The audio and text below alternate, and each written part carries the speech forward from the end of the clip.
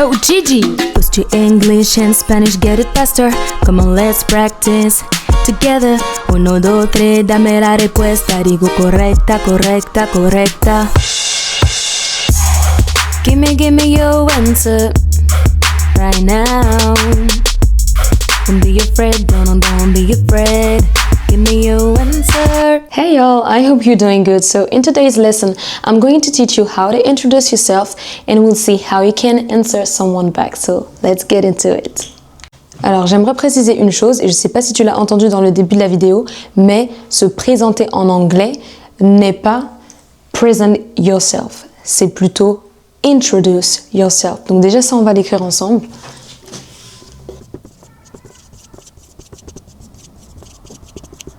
Vous voyez, j'écris introduce yourself, tout simplement parce qu'on te demande à toi de te présenter. Donc si quelqu'un te dit can you introduce yourself please, ça veut tout simplement dire présente-toi. Voilà, mais se présenter se dit introduce oneself, comme le chiffre 1. Oneself. Et ça se termine comme ici. Donc je vais vous écrire les questions au tableau qui vont vous aider à vous présenter. Je vais d'abord me présenter pour que vous voyez l'exemple et ensuite de votre côté ou en même temps vous pouvez tout simplement répondre aux questions soit dans votre tête ou soit à l'écrit, mais je vous invite à prendre des notes. Et je vais aussi dans un deuxième temps écrire les réactions par rapport à votre présentation parce qu'on va imaginer que c'est un dialogue entre vous et une personne. Donc il faut que vous sachiez vous présenter. Et également, en fait, si quelqu'un se présente à vous, répondre par rapport à ce qu'il vient de vous dire. Donc, c'est parti. On va commencer par le plus simple qui est comment je m'appelle. Donc, comment on dit comment tu t'appelles en anglais? Je te laisse réfléchir. Donc déjà, on va commencer par écrire les questions ensemble. Donc je vous ai écrit les 5 questions, c'est les questions un peu principales on va dire, qu'on peut dire à quelqu'un qu'on ne connaît pas forcément beaucoup, qui sont pas forcément super indiscrètes. Donc c'est what's your name, where do you live, where are you from, what's your job, how old are you. Toutes ces questions-là, en fait, c'est des questions de base. Donc, si toi, dans ta tête, en fait, tu penses à ces questions, tu pourras te présenter très facilement en moins de 30 secondes. Ce qui va donner My name is Grace. I live in Paris. I'm from France. I am an English and Spanish coach. I'm a gospel singer. I'm a writer. And I'm 27. Donc, tout ça, en fait, c'est un peu une présentation très rapide de qui je suis. Bon, maintenant, on va revenir sur les choses à connaître ici. Donc, pour poser une question, souvent, c'est how ou what's. Donc, ici, c'est what's your name? Comment tu t'appelles? Quel est ton prénom? Where do you live? Donc, where do you live? Tout simplement, c'est là où tu vis. Et on le conjugue bien comme ça avec la base verbale. C'est-à-dire, il n'y a pas de where are you living? Et on verra les temps, ne vous inquiétez pas, dans les prochaines vidéos. Where are you from? Donc là, c'est d'où tu viens, en fait. D'où est-ce que tu viens? Quelqu'un peut vivre, par exemple, au Canada, mais il vient de Paris. What's your job? Et là, je vous ai écrit en dessous, what do you do? Parce que c'est les deux façons, en fait, de demander qu'est-ce que tu fais dans la vie, dans quoi tu travailles. D'ailleurs, on peut rajouter un autre. Ici, tout simplement, en fait, vous voyez qu'il y a plusieurs façons de demander qu'est-ce que quelqu'un fait dans la vie. Comme en français, on peut dire tu travailles dans quoi, c'est quoi ton job, qu'est-ce que tu fais dans la vie, etc. Donc, vous pouvez soit choisir what do you do, parce qu'il faut le comprendre quand même. Cette question ne signifie pas qu'est-ce que tu fais, mais ça signifie qu'est-ce que tu fais dans la vie. Voilà, donc celle-là, elle peut être intéressante à retenir. Parce que du coup, c'est pas la plus évidente peut-être pour les francophones. What's your job? What do you do? What do you do for a living? What do you do for a living? Donc, qu'est-ce que tu fais dans la vie? Et la dernière question, how old are you? Donc, j'ai donc conjugué le verbe au présent de l'indicatif et je vais donc dire I am 27. Donc, maintenant qu'on a pu en fait répondre à ces questions ensemble, ce qu'on va faire maintenant, c'est de réagir tout simplement à ces réponses. Parce que quand vous avez dit ça à votre interlocuteur, tout simplement, ce qu'il va venir faire, c'est répondre et converser avec vous. Je vous laisse regarder les questions. Donc on va écrire ensemble plusieurs types de réponses à laquelle peut répondre quelqu'un quand tu dis ton prénom. Oh, that's a lovely name. That's a nice name. Quelqu'un peut dire par exemple si le prénom il est difficile, how do you spell it? Ce qui veut dire comment tu l'épelles. Ça c'est important. Imaginons quelqu'un te sort un prénom russe un prénom d'Afrique, etc., ou qui vient de l'Inde et que tu as du mal. Du coup, tu peux tout simplement dire « How do you spell it ?» pour montrer à la personne que tu veux en fait comprendre comment elle s'appelle exactement. Il y a tellement d'autres formules qu'on pourrait dire tout simplement quand quelqu'un nous dit son prénom. Par exemple, My best friend's name is Grace. Le nom de ma meilleure amie est Grace. Donc il y a tellement de choses, mais on va pas tous les écrire parce que le plus important c'est que vous reteniez voilà, ceux qui sont sur le tableau. D'ailleurs, au fait, qui sait comment on dit le mot tableau en anglais?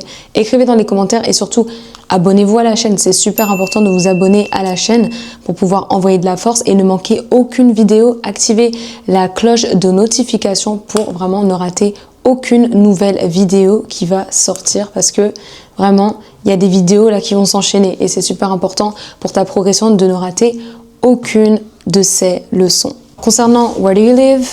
I live in Paris. Donc quelqu'un peut dire par exemple how do you like it there? C'est-à-dire est-ce que tu aimes en fait vivre ici?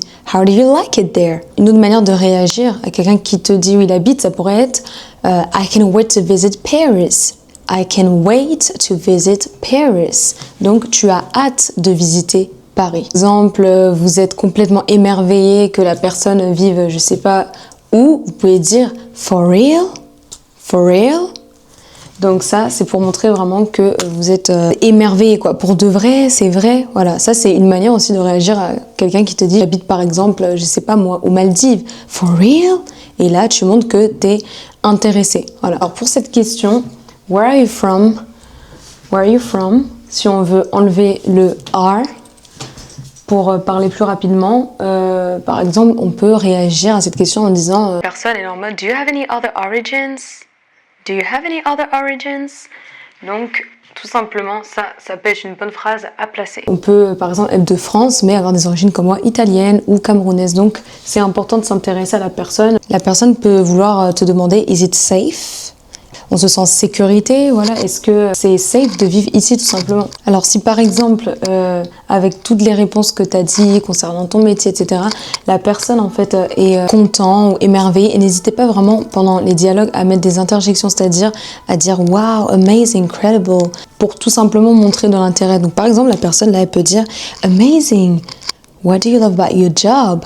What do you like about your job? Qu'est-ce que t'aimes par rapport à ton travail en fait? L'important c'est de demander en fait pendant combien de temps, depuis combien de temps tu es chanteuse ou enseignant ou peu importe, mais pendant combien de temps, depuis quand? Donc comment on dit ça?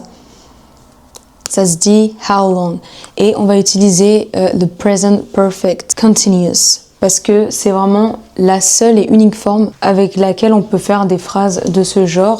C'est-à-dire des phrases où on va venir demander la durée d'un métier, la durée où on a vécu dans un pays. Par exemple, là, j'aurais pu dire « How long have you been living in Paris ?» Et ça se conjugue juste à cette forme, le present perfect continuous. Il n'y a pas de present simple, il n'y a pas de prétérit, c'est vraiment le present perfect continuous. Voilà. Le progressif, on dit aussi le present perfect progressive. Quelqu'un, par exemple, pourra me demander « How long have you been a gospel singer ?» How long have you been a gospel singer? Donc, pendant combien de temps, ça fait combien de temps, en fait, que tu es une chanteuse gospel? Très important de connaître cette forme, cette formulation « How long ?» Pendant combien de temps? How long have you been a gospel singer? Par exemple, comme moi, en fait, vous faites pas votre âge. Vous pouvez dire à la personne qui fait pas son âge, bien évidemment « You don't look your age ». You don't look your age. Tout simplement, qui signifie tu ne fais pas ton âge. Mais bien sûr, si vraiment la personne elle fait pas son âge. Après, tout est relatif. Et la personne elle peut rajouter what's your secret? C'est quoi ton secret? What's your secret? Donc you don't look your age. Ou une autre manière de le dire, ça serait you look younger for your age. You look younger for your age. You look younger for your age. Et mettez de l'émotion aussi. Il s'agit pas juste de balancer des phrases comme ça, mais de vraiment mettre en fait l'émotion qui va avec. Donc, si par exemple la personne fait plus que son âge, ne lui dites pas. Dans cette question, j'allais également dire que quand on demande l'âge à quelqu'un, si vous voyez que c'est quelqu'un qui est plutôt d'un âge avancé, vous pouvez rajouter, donc je vais le mettre en parenthèse, if you don't mind, c'est très important. C'est un signe de respect également. Voilà, pour simplement signifier à la personne que vous lui demandez son âge, mais si c'est pas trop indiscret. How old are you? if you don't mind. Donc vous voyez que la personne là va même prendre la question peut-être d'une manière positive et se dire ça me dérange pas, I don't mind, I'm 55 par exemple. I'm 55. Dans le sens où la personne elle a 55 ans et elle vous révèle son âge. Voilà. Donc une autre manière également de montrer de l'intérêt par rapport à cette question. La réponse la plus fréquente, en général, ce serait si par exemple quelqu'un vous dit I'm 26 ou de dire I'm 25, j'ai 25 ans, tout simplement pour dire aussi votre âge et pas laisser la conversation comme ça de manière plate. Une autre chose qu'on peut dire tout simplement quand on donne son prénom, my name is Grace, la personne peut dire my name is Jacqueline, nice to meet you. My name is Jacqueline, nice to meet you. Tout simplement, voilà, vous pouvez également rajouter ça parce que c'est là qu'il faut le dire à la base, mais ça, je vous laisse le retenir. Donc déjà, ça c'est la première partie que vous pouvez prendre en photo, bien évidemment. Et on va continuer pour la suite où il va y avoir des questions un peu plus personnelles et vous allez apprendre à un peu développer vos phrases. Alors du coup, dans cette deuxième partie, on va parler de questions un peu plus personnelles. Donc tout simplement, par exemple, par rapport aux loisirs, aux passions, au niveau de la famille, au niveau du statut marital, au niveau des choses qu'on aime faire. Voilà, c'est un peu tout ça. Parce que quand on aborde quelqu'un, on va pas tout simplement lui demander « Coucou, comment ça va tu t'appelles comment? Qu'est-ce que tu aimes faire dans la vie quelles sont tes passions ?» Non, on commence étape, par l'environnement. Donc, est-ce que la personne vit ici ou est-ce qu'elle est en voyage, etc. Donc voilà, là, on est dans des questions un peu plus personnelles. Donc, on va voir ça tout de suite. Je vais vous les énumérer comme dans la première partie et ensuite, je répondrai à ces questions. Vous aussi, vous pourrez également y répondre et tout simplement, on verra quelles sont les réponses qu'on peut apporter à ce qui vient d'être dit. Les questions sont faites, donc je vous ai pas tout mis bien évidemment, mais c'est histoire d'avoir une idée de ce qu'on peut dire à, disons, une personne qu'on vient de rencontrer. Donc, what's your hobbies? Do you have any brothers and sisters? Do you have a best friend? Where do your parents live? What's your favorite color? Donc, toutes ces phrases, en fait, alors, on va les traduire ensemble pour que déjà vous puissiez avoir un ordre d'idée. Donc, what's your hobbies? Tout simplement, c'est tes loisirs, tes passions, etc. Ce que tu aimes faire. Do you have any brothers and sisters? Donc ça, en fait, tout simplement, c'est les frères et sœurs. Ensuite, do you have a best friend? Est-ce que tu as un meilleur ami, une meilleure amie? Donc, comme vous avez vu, on commence la question par do you have? Do you have? Parce que toutes les questions en général ont commencé par do, ou sinon, elles vont commencer par what, en général. Des fois, il y aura how, il y aura which, mais le plus souvent, voilà, on va avoir do you, do you, do you, do you. Donc, il faut vraiment connaître cette formule. Where do your parents live? Où vivent tes parents? Où vivent tes parents? What's your favorite color? Donc, quelle est ta couleur favorite? Donc, questions qui sont plutôt simples, on va dire, mais qu'il faut quand même élaborer dans une réponse. Donc, pour la première question, tout simplement, je dirais I'm passionate about music and books. I am an only child. My best friend is Jesus. My parents live in France. My favorite color is pink. Donc, c'est un peu ça par rapport à moi. Alors, si par exemple, par rapport à toutes ces réponses, quelqu'un voudrait réagir, qu'est-ce qu'il pourrait dire? Donc déjà, maintenant que j'ai répondu à toutes ces questions, j'espère aussi que tu l'as fait, on va tout simplement venir écrire les réactions de la personne. Déjà, j'aimerais revenir sur les réponses. Donc, une manière de dire tes hobbies, ça peut être I love singing, I love dancing, I love playing football, I love writing, I love drawing, I love cooking, etc., etc. Mais ça peut aussi être I'm passionate about, être passionné de. Ça se dit également. On va plus s'intéresser maintenant aux réactions. Alors, suite à ce que j'ai dit, quelqu'un qui a entendu que par exemple j'aime les livres et la musique peut se demander Have you ever written a book? Have you ever written a book? Donc ça, c'est une question assez intéressante. Si quelqu'un te dit qu'il aime les livres, tu peux lui demander est-ce qu'il a écrit un livre? Ou est-ce qu'il a pensé à en écrire? D'ailleurs, en passant, la réponse est oui, j'ai écrit un livre, voilà, qui concerne simplement le gospel, que je partage dans la rue également, l'évangélisation. Imaginons que, comme la musique m'intéresse, la personne veut me poser une question. Elle pourrait me demander tout simplement Who's your favorite artist? What's your favorite song? Who's your favorite artist? What's your favorite song?